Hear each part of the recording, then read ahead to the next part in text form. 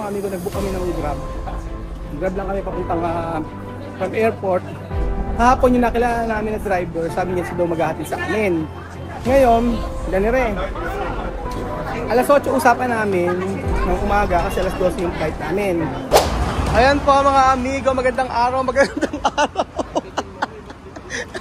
Bakit niya bit-bit? Natatawa ako. Alam mo ba yan oh?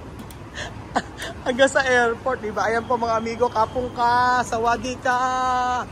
Welcome, mabuhay, welcome back to Philippines. Ayan po mga amigo, babay ka tayo. Pipila na ako saan? Okay, pipila na po tayo mga amigo, pabalik na po tayo sa... Bibigay ko lang yung ano ko, yung... Bakit sa akin ba nakapangalan? Oo. Akin na. Sige. Kasi nag-ano kami, nag-check-in kami. Saan ba? Dito? For check-in luggage. For check-in. Here. Saan? Philippines. Pro4 Philippines. On tayo. So kailangan natin kasi i-check-in to. Mga amigo. Gandang araw po sa inyo lahat. Saan tayo? Pro4 Philippines. Philippines? Here? Which? Wait. Dito tayo sa... Okay. Sakto na 19 ang ating maleta. So ayun po mga amigo. Kasi nag-add kami ng additional na luggage pa uwi ng Metro Manila. Gawa po ng... Siyempre may mga binitayong pasalubong para sa ating mga kaibigan at mga pabili, pasabay. Opo. At saka yung syempre, ang hindi ko makakalimutan dito syempre, ay yung laruan ni Chuchen. So naghanap kami kagabi. Alam nyo, ang tagal naming maghanap ng laruan kay Chuchen. Alam nyo, naghanap kami kung ano maganda para na laruan kay Chuchen. Yung mga laruan dito, parang same lang din naman sa Pilipinas. Okay? Please wait until your belongings have successfully screened. So, ni-screen pa muna nila mga amigo. Ayun po. So kailangan kailangan pong i-screen mga amigo yung ating mga maleta. So, saktong-sakto 19. Actually, pwede naman 23 kilos. Pero, gusto kong 23 kilos. Okay na. So, kailangan natin, ito na sa akin, ay nahulog. Kailangan natin ng ito na sa akin. Meron ako. Okay na. Yun po mga amigo. Kapag meron kayong sobrang bat, ipapalitin na po agad sa airport para hindi po sayang yung para maipalit ng dollar or kung meron silang peso. Pero I think dollar yung yung available nila. So, ayan, yung sobrang saan tayo? Yung sobrang saan tayo? Yan ba yun? Naka-check-in na tayo eh. Tapos na tayo eh. Halika. Oo. So, ayan na po. Mas maganda po kasi mga amigo na sa airport pa lang ipalit din ng bat yung ng peso peso or dollar. Ayun po. Medyo late na po kami mga amigo. Bilisan nyo ha. Hindi ko nga alam saan ba. Magtanong kasi tayo saan ba. Late na kasi tayo kasi po dumating kasi po ganito nangyari sa amin. Nagkaroon kami ng aberya ngayong pag-uwi. Kasi nag-book po kami ng foreign passport. Dito muna tayo. Wait. Dito tayo. So ayan mga amigo, mabilis lang po tayo. Ayan. Walang masyadong eme-eme. So mamaya ikukwento ko po sa inyo mga amigo ba't kami nagka-aberya sa pag-uwi. Gate number 23 tayo. Gate number 23. Passport Christina.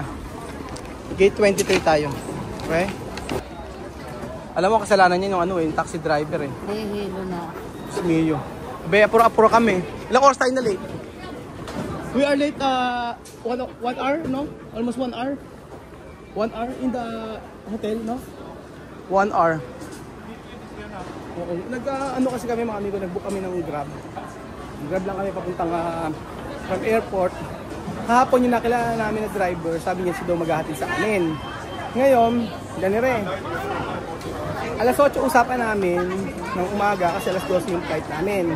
So 8, 9, 10, 11, 12. After, 4 oras pa yung pataan namin kasi 1 hour daw ang biyahe pa balik dito sa from hotel namin. So okay lang naman. At nag-antay kami. Alas 8 bumaba kami, sakto alas 8 bumaba kami, wala siya.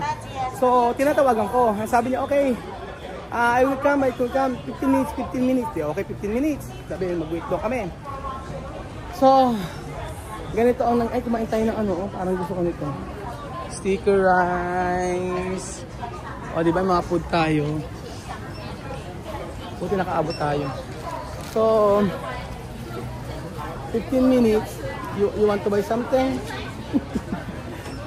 Sabi nga nun, 8:15, 8:20 wala pa. Yan, 8:20 wala pa yung sasakyan. So tinatawagan ko, sabi niya gano'n, wait lang, later, sabi gano'n. So 8:36 na ng umaga, wala pa din. So nagbigay siya sa akin ng isang contact number that yun daw yung ano sa amin. Yun daw ang pipick up sa amin. Yung friend daw niya. Ngayon, abay, mag-aalas 9 na, wala pa. So, ginawa namin mga amigo. Alam niyo, ginawa namin. Nag-book kami ng panibagong Grab. Ngayon, ito nga mali. Ito nga charge to experience to mga amigo. Kapag nagpunta kayo ng Thailand, mas may i-book nyo. Huwag kayong makipag-usap sa mga driver na mas maganda nakabook, na i-book nyo yung ano nyo, sasakyan. Kaysa po yung sasalita lang. Or ikukunin yung number nyo. Hindi mainam. Kasi malilate po kayo. So kagaya namin, akala titiwala kami. So nagantay kami ng halos sa isang oras mahigit. Isang oras na mahigit tayo nagantay. Bel din ano? Kagaya namin, isang oras na mahigit. Wala? Sabi niya na on the way na. Oo. Ilang minuto ulit. Tapos tinawagan mo ulit. Puro minuto, ganun. Kaya nga, no? Kaya nga. Pupe, kaya nga mas maganda talaga ibubuk talaga ano. Tingnan mo. After no, nag-book si Christian nung ano namin. Tumawag pa siya nung huli, sabi niya hindi daw siya makapagpunta. Oo nga, kaya, tumawag isa, dalawa yung kausap ko. Tapos, sabi niya, friend daw niya. Abe, ayun. Mahaba ba oras natin? Kailangan kumain tayo. Okay, kumain tayo sa airport. Maaga pa. Oo. Oo, kasi yung nag-abos sa screen na. Oo. Yes. You want to eat? Let's eat. Nagkali tayo. Mag-order tayo. Tingnan natin kung ano lasa ng ano rito sa McDonald's. Kasi ba't iba yung McDonald's yata? Ay, o-order dito. Kailangan na naman natin dito. So, on the line? No, okay. So, ayun. Tingnan natin kung ano yung lasa ng ano dito. Ng McDo dito sa May, Thailand. Okay. Language. English. Start order. Take out na lang tayo. Take out. What do you want? Anong gusto nyo? Burger na lang. How about you? Burger. Fries and snacks. I think Burger and chips. burger and chips. Alright. I think this one. Filet fish or no, double cheeseburger. Okay, double cheeseburger. How many? 1, 2, 3, 4. Ani, 6. Why? You don't like? Why? Ayaw ganyan. Are you sure? Sure. 5 lang. 5 cheeseburger. Ice coffee. Okay, we will is there okay, 5 add to order. So yun pa mga amigo. Basta pagka nagpunta kayo dito, mag-book kayo ng Grab, kayo yung kakausap lang kasi mahirap kausap. Oo, isipin mo ilang oras kami nag-aantay din sa hotel. Ito pa lang hindi kami umabot. No, we can ask. Okay. Ayun, sabi nga nun, kung pupunta kayo dito mga amigo, make sure na lahat i-book nyo. Kasi yun ang mas maganda. Kasi kapag usap-usap lang, pwede kayong maloko. Especially pag sa mga TikTok, alam nyo, mas mura ang Grab o magkuha kayo ng taxi kaysa po sa TikTok. Ang mahal po ng sinil sa TikTok.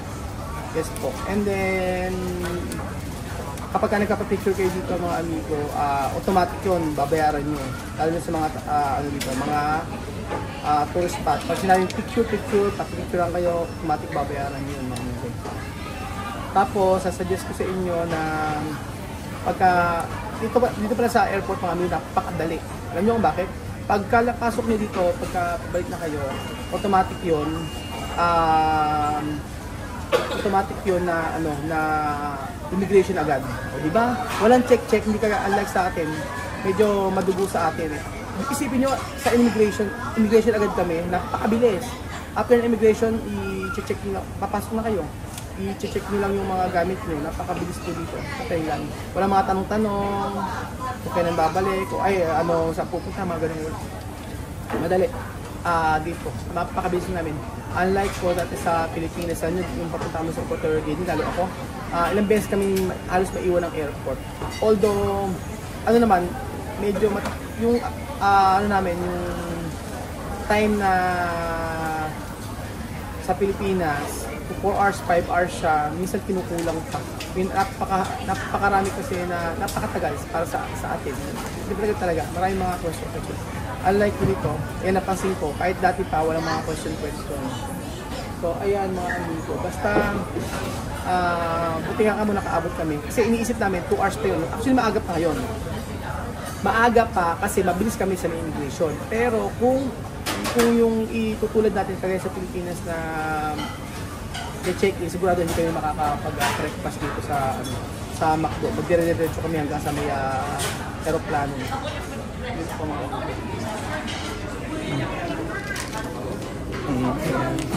So ito ang kanilang McDo, mga amigo. Yan ang mga order. Breakfast server. Parang same naman sa Pilipinas. Ayan. May mga toys. Same na same din pala yung mga toys ngayon. Dito. So mag-wait lang po tayo, mga amigo. Pero meron silang ibang, McDo yung sa ibang klase. Akala ko yun yung So dalawa rito, may McDo rito, may sa kabila. Itong pagkain dito. Yan po. So may mga iba't ibang pagkain sila dito na parang sa McDo din. O 330 baht, parang mas mura ata dito. Ayan kasama natin si Christina. I think this is our ang lalaki na drink sila, no? Paano ubusin ngayon yan? Pagkanda ihi ka, bahala. Diba yun, malaki yung niya, oh. Diba, ang laki. Oh, kahit na yung mga sa labas lang. Diba? Alright, no. Oh, that's moment. Ayun. Okay. That's moment. Alright? Okay, thank you. Tomato? Kaya ba talaga? Tomato? Tomato cake. Tomato ketchup. Ikaw lang yata. Tomato. Kamatis. Say it, kamatis. Thank you, kapungka. Sawadika. Ketchup. Yeah, inside. Let's go. Let's go, mother. Let's go, the mama. Yes, po, mga amigo. Ano kaya ang lasa na McDo sa may Thailand? Parang may kakaiba yan. Oy, tulungan niyo. Oy, eto na. Doon na tayo sa abangan.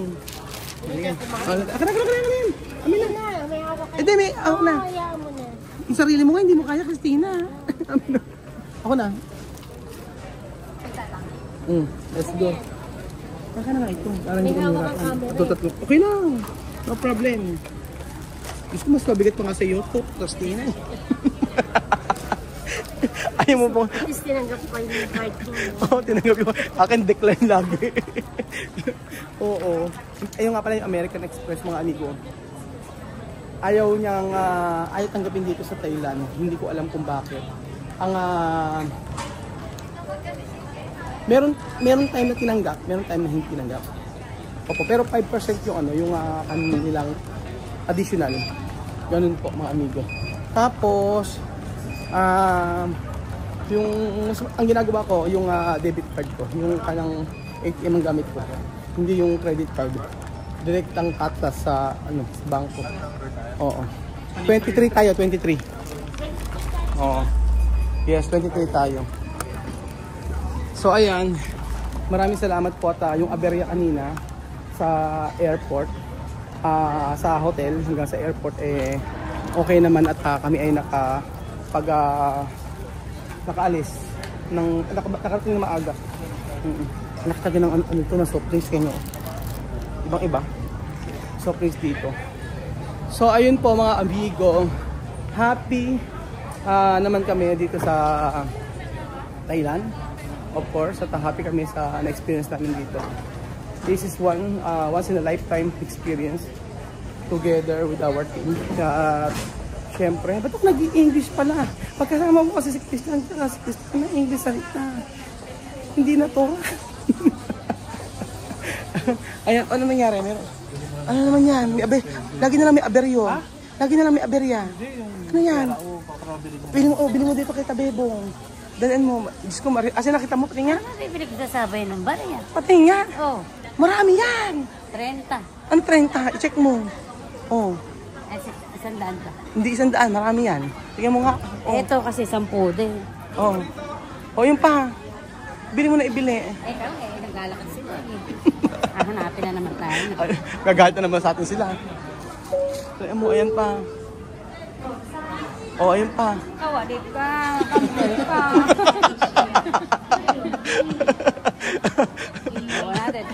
200 na yan. Oh. Bila mo na sili si Bebong. Kawalit ka. Kapong ka. Aroy. Natapakan ako. Aloy is masarap. Ay, aroy nga. Natapakan. Ayan, bili mo ng ano, si Tabebong. Bili mo ng chili paste si Tabebong. Mahilig sa mangang. Oo. Bibili natin ng chili paste Tabebong para pakinawat. Baka manalo si ano. Tawag na nga si ng tawag. Tiglaw na pa ano, sumali sa Miss Grand International. Emma Tiglaw.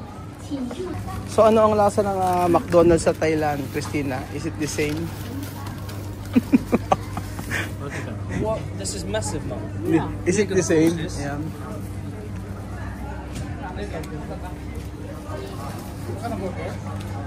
Napa? Burger. Here. It's a burger. It's your birthday. It's your French fries. It's your French fries. Thank you. Thank it easy. Ayan. Gusto ketchup? Sa loob.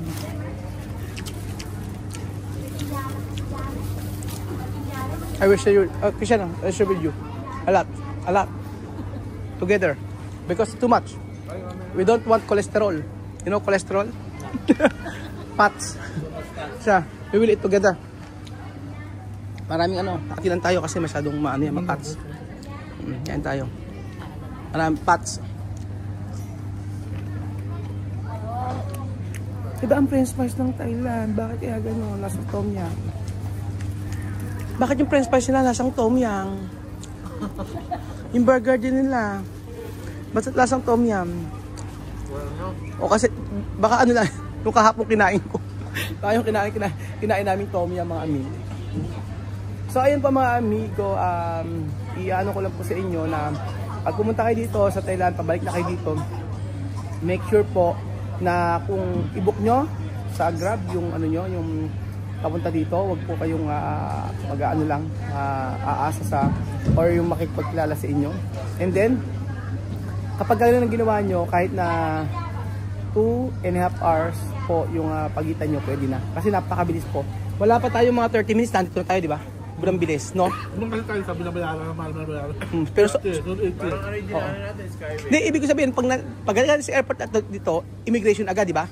From immigration, tapos check-in agad ng mga gamit natin. Ano na, ala pang 30 minutes, nandun na agad tayo. Pero sa Pilipinas, di ba? At tagal. Iba. Oo. Kaya nga, lalo mga OFW. So, iba mga amigo. Pero sana ma-improve po natin. Hindi ko man na... At least para alam po natin lahat na yung mga pagkukulang natin sa bansa natin para po naman maisaayos natin. So, base ito po sa aming experience. Kaya po ito sinasabi. Hindi dahil para lang ikumpara, kundi at least para ma-improve po yung sistema natin sa Pilipinas. Yun po ang nais natin para in the future, mas matuwa yung mga tao na lalabas, magbabakasyon or kung saan man pupunta. So yun po mga amigo, na praise God dahil nakapapakasyon tayo dito sa Basan Thailand at uwi tayo ng ligtas sa ating pamilya. Ligtas tayo, umuwi sa ating pamilya. Thank you so much po mga amigo at God bless. Ayan, boss, kain.